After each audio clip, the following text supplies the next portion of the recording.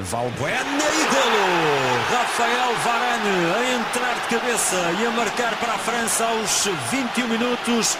Canto de Valbuena e o central do Real Madrid a fazer o 1-0 no Stade de France. Novamente muito bem batido o canto e novamente para a zona do Varane. Desta vez chegou mesmo primeiro, chegou mais alto.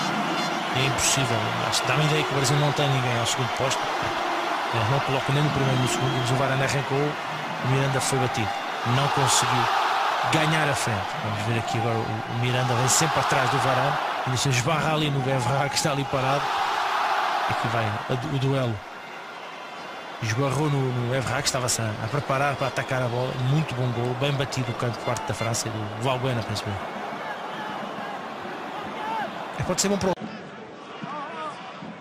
udmærket kombinationer af brasilianerne. Firmino op i mål. Oscar vipper den ind med tåen der, Oscar. Glimrende samspil mellem brasilianerne, og så et super godt løb i bagrummet af Oscar. Udligner til 1-1. Scorer sit 12. landskampsmål for Brasilien og glæde ude hos Dunga, også selvom han ligner en god gammeldags gnavpot. Men 1-1. Og det stod ikke lige skrevet i manuskriptet. For efter at Frankrig var kommet foran, synes jeg egentlig, det er dem, der har domineret. Men det er meget godt sat op alligevel. Først en tunnel på Schneiderlin. Og godt kommet ind foran Bacary Sagna. Bruger al sin fysik.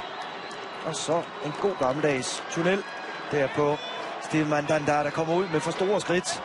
Ganske enkelt den franske keeper. Og udligning i opgøret til 1-1. Jeg troede også sidst, de her to. Og her igen Glimt op på tribunen, og så er der altså flere af jer, der er så venlige at gøre opmærksom på over Twitter, at det er et par håndboldspillere, der sidder deroppe. Dem kender jeg altså ikke så meget til. Det undskylder jeg. En god aflevering ud af til Neymar. Neymar! Det der!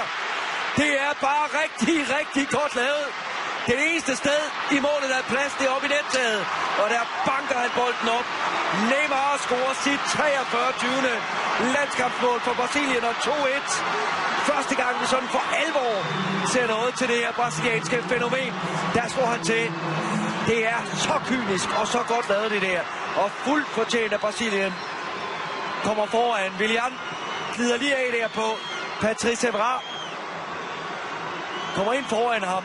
Sætter det hele i scene for Neymar. Men stadigvæk masser af arbejde, der skal gøres. Det der. Det er så godt sparket ind. Men Neymar venter lige og ser. Hvad gør han derinde? Mandanda, han bliver stående. Og så bliver den bare banket op i nettaget. Super detalje. Vai voltar ao jogo, entretanto canto para o Brasil, Willian e golo! À vontade, entrou para atacar a bola, Luís Gustavo, aos 69 minutos, 3-1 para o Brasil. Também mais um golo aqui que nasce para o Screte de canto. Nasce aqui este golo para o Brasil, aliás, de canto. Mais um golo de canto nesta partida. A França já assim tinha marcado. Mas 3-1 para o Brasil. Willian e Luís Gustavo a entrar como quis e a cabecear de cima para baixo. É fantástico, é muito bem batido pelo Willian. E ali um buraco é merecido. Luís Gustavo tem feito um belo jogo, um grande jogador. Há um buraco também do autocarro à zona do primeiro posto. São arrastados os jogadores e ali ficam presos. À medida que o Varane fica preso ali no trânsito. E o Luís Gustavo veio fazer um movimento embalado, saltou, fantástico, o cabeceamento.